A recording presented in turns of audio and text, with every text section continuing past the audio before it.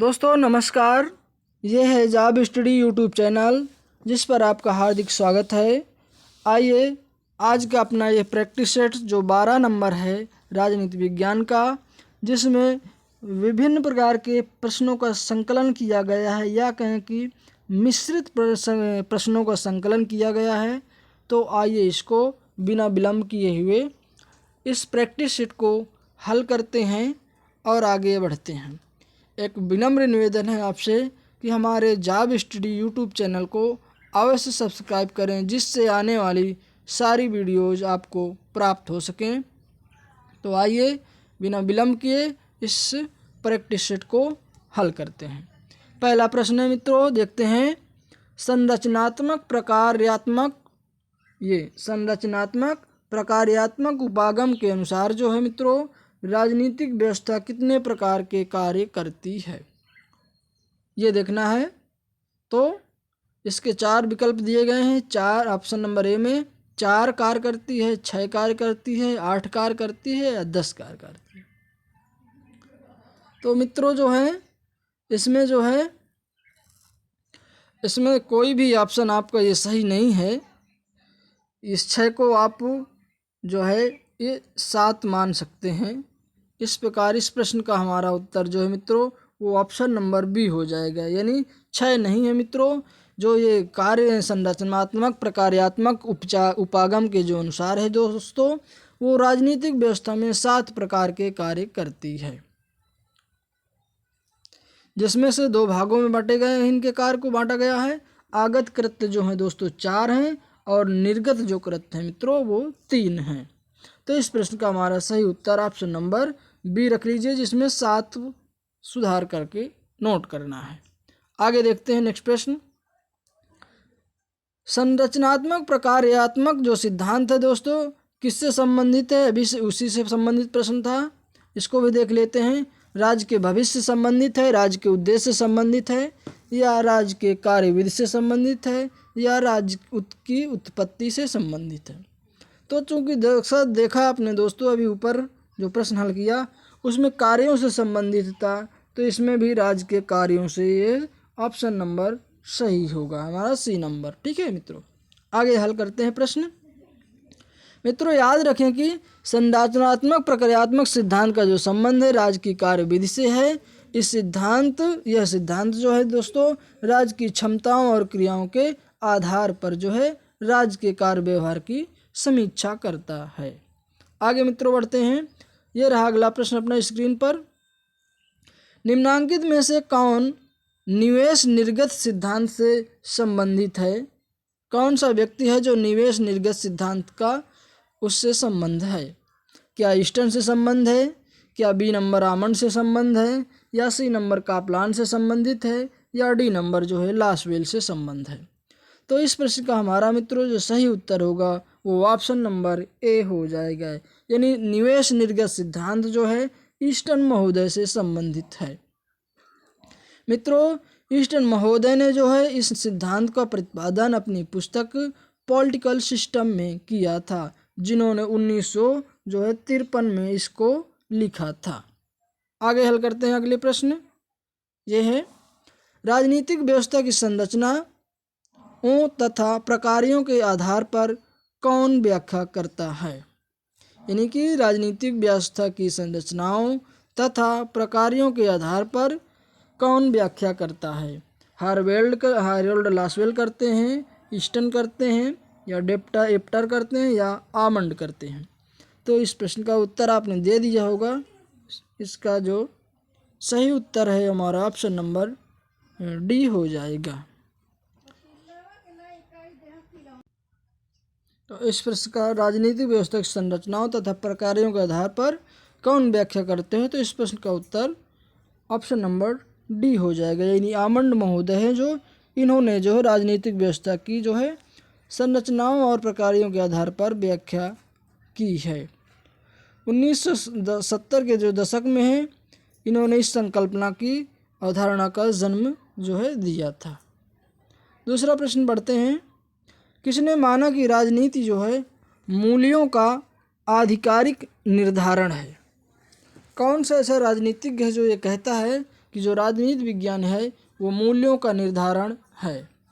Samuel Johnson, Machiavelli या Lord Acton या Easton? तो इस प्रश्न का उत्तर हमारा ऑप्शन नंबर डी हो जाएगा। यानी ईस्टन ने कहा है कि जो मूल्यों का आधिकारिक निर्धारण है वही राजनीति है। दूसरे प्रश्न की ओर देखते हैं। यह है, व्यवहारवाद शब्द का सर्वप्रथम प्रयोग किसके द्वारा किया गया? तो इस प्रश्न का उत्तर हमारा आपके सामने है। Robert Dahl, David Easton, Herbert Tingston और जे.बी. वाटसन। इस प्रश्न का सही उत्तर ऑप्शन नंबर जो है वो डी हो जाएगा। ये डी ऑप्शन नंबर हो जाएगा। यानी व्यवहारवाद शब्द का प्रयोग करने वाले जो हैं जे.बी. वाटसन हैं।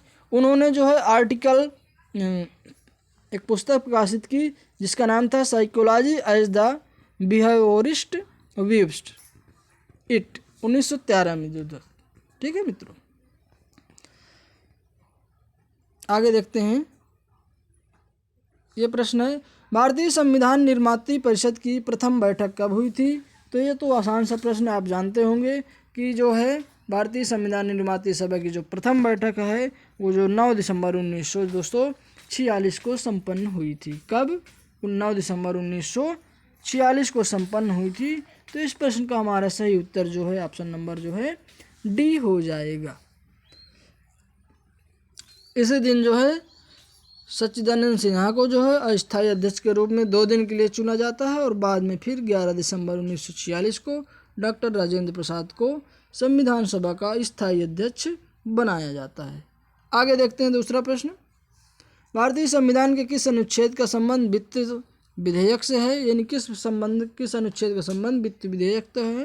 तो इस प्रश्न का भी आपने उत्तर दे दिया होगा। इस प्रश्न का उत्तर आपका ऑप्शन नंबर जो है सी हो जाएगा। अनुच्छेद 109 में जो है दोस्तों वित्त विधेयक की एक विशेष रूप से व्याख्या की गई है या विशेष परिभाषा दी गई है। अगला प्रश्न देखते हैं। मित्रों याद रखें कि अनुच्छेद 109 में जो है धन विधेयक के बारे में कुछ विशेष उपबंध किए गए हैं, जबकि जो परिभाषा है वित्त विधेयक की वो अनुच्छेद 110 में दी गई है परिभाषा, ये याद रखें। आगे देखते हैं नेक्स्ट प्रश्न। भारतीय संविधान के अनुच्छेद 356 का क्या महत्व है? देखना है इसको। इसके अंतर्गत किसी राज्य में सशस्त्र विद्रोह होने पर राष्ट्रपति शासन लगाया जा सकता है। बी नंबर, इसके अंतर्गत किसी राज्य में संवैधानिक मशीनरी विफल होने पर राष्ट्रपति शासन लगाया जा सकता है। या डी.सी. नंबर है, किसी राज्य में आंतरिक अशांत होने पर आपातकाल की घोषणा की जा सकती है। देखना है कि या सही सभी। तो बताइए कौन सा सही है? तो इस प्रश्न का हमारा सही उत्तर ऑप्शन नंबर जो है वो बी हो जाएगा। यानी इसके अंतर्गत किसी राज्य में संवैधानिक जो है मशीनरी जब विफल हो जाती है या राज्य सरकार के अनुसार काम नहीं होता है तो वहाँ पर जो है राष्ट्रपति शासन घोषित किया जाता है अनुच्छेद 356 के तहत। अगला प्रश्न देखते हैं। ये है अगला प्रश्न अपना। निम्नलिखित में किस संवैधानिक संशोधन अधिनियम के द्वारा जो है सिक्किम को भारतीय राज्य प्रणाली का अभिन्न अंग स्वीकार कर लिया जाता है? तो दोस्तों याद होगा आपको कि जो भारतीय संविधान है उसने 35वें संविधान संशोधन 1974 के द्वारा जो है सिक्किम को एक सह राज्य का दर्जा दिया था और बाद में जो है 36वें संविधान संशोधन 1975 के द्वारा इसको जो है एक राज्य की श्रेणी दे दी थी या भारतीय संघ में शामिल कर लिया था। इस प्रश्न का उत्तर ऑप्शन नंबर बी सही होगा। आगे देखते हैं। भारतीय संविधान का निर्माण निम्नलिखित में से किसके द्वारा किया जाता है? किसने किया था? संसद ने किया था या संविधान सभा ने या भारतीय राष्ट्रीय कांग्रेस ने या सर्वोच्च न्यायालय ने? तो भारतीय संविधान का निर्माण है जो किसने किया था, इसका प्रश्न का उत्तर आपने दे दिया होगा, तो बी नंबर हमारा ये सही होगा। दोस्तों जानते हैं कि कैबिनेट मिशन संस्तुतियों के आधार पर जो है भारतीय संविधान का निर्माण भारतीय संविधान सभा के माध्यम से 9 दिसंबर 1946 को प्रारंभ किया जाता है। आगे देखते हैं अगला प्रश्न। भारतीय संविधान सभा के अध्यक्ष कौन थे? तो देखिए इसमें अस्थायी और अस्थायी का संबंध किसी प्रकार का नहीं है, तो इसके जो अध्यक्ष हो जाएंगे वो हमारे डॉक्टर राजेंद्र प्रसाद हो जाएंगे। अगर अस्थायी पूछता तो उसमें सच्चिदानंद सिन्हा का भी नाम होता, लेकिन इसमें किसी प्रकार का नहीं है, ना ही सच्चिदानंद सिन्हा का नाम है। तो याद रखें कि ये ऐसा प्रश्न पूछता है तो डॉक्टर राजेंद्र प्रसाद ऑप्शन सही होगा। आगे देखते हैं, भारतीय संविधान के किस संशोधन द्वारा आंतरिक अशांति पद के स्थान पर सशस्त्र विद्रोह पद का प्रयोग किया जाता है। भारतीय संविधान के किस संविधान संशोधन द्वारा है जो दोस्तों आंतरिक अशांति शब्द के स्थान पर सशस्त्र विद्रोह शब्द का प्रयोग किया जाता है, प्रावधान किया जाता है। तो याद होगा ये जो संविधान संशोधन था दोस्तों ये 44वां था। इसी के माध्यम से जो है अनुच्छेद 312 में जो वर्णित शब्द होता है आंतरिक अशांति, उसके स्थान पर अब सशस्त्र विद्रोह शब्द जोड़ दिया गया था। आगे देखते हैं, भारत के संविधान की उद्देशिका में निम्नलिखित में से किसका उल्लेख नहीं है। यानी भारत में की संविधान की जो उद्देशिका है, प्रस्ताव है या प्रियम्बल है, उसमें किस शब्द का उल्लेख नहीं किया गया है। क्या राजनैतिक समानता की बात नहीं की गई, या व्यक्ति की गरिमा की बात, या प्रतिष्ठा की समानता की, या राष्ट्र की अखंडता की बात। तो इस प्रश्न का हमारा सही ऑप्शन ए हो जाएगा। यानी राजनैतिक समानता की बात जो है उद्देशिका में उल्लिखित नहीं है। इस प्रश्न का सही उत्तर ऑप्शन नंबर जो हो जाएगा वो ए हो जाएगा। दूसरे प्रश्न की ओर बढ़ते हैं, हल करते हैं उसको भी। ये रहे दोस्तों प्रश्न, और इसको देखना है कि कूट के माध्यम से कौन सा सुमेल नहीं है, इसको ये बताना है। तृतीय जो भूमि सूची थी इसका संबंध किससे था, और जो चतुर्थ थी उसका संबंध किससे है, ये देखना है। तो मित्रों याद होगा आपको कि जो चतुर्थ तृतीय अनुसूची का संबंध है दोस्तों, तो वो किससे है, ये आप टिक लगा लिए होंगे। इस प्रश्न का जो सही उत्तर है, तो इसका जो संबंध होता है वो हमारा शपथ से संबंधित प्रावधान है। यानी तृतीय का संबंध जो है शपथ से हो जाएगा। चतुर्थ में दोस्तों जानते हैं कि आप ये राज्यसभा में जो है प्रतिनिधित्व से संबंधित है, तो चतुर्थ का ये हो जाएगा। खष्टम भी जानते हैं आपकी ये जनजातियों के अनुसूचित क्षेत्रों से संबंधित है। और 9वीं अनुसूची जो है भूमि सुधार अधिनियम 1951 के माध्यम से जो है संविधान का पहला संशोधन 1951 में जो हुआ था, उसका संबंध इससे है। तो इस प्रश्न का सही उत्तर हमारा ये मिलान होगा। इसके कूट उत्तर दोस्तों नहीं है, तो आप ऐसे नोट कर सकते हैं इसको। आगे देखते हैं, दूसरा प्रश्न हल करते हैं। अगला प्रश्न ये हमारा स्क्रीन पर रहा। ये प्रश्न है, अरस्तु जो है, जो अरस्तु महोदय जी थे के अनुसार जो है सरकार की किस प्रकार की विकृति से लोकतंत्र की उत्पत्ति हुई है। यानी अरस्तु कहते हैं सरकार की किस प्रकार की विकृति हुई है जिससे वो लोकतंत्र जन्म लिया है।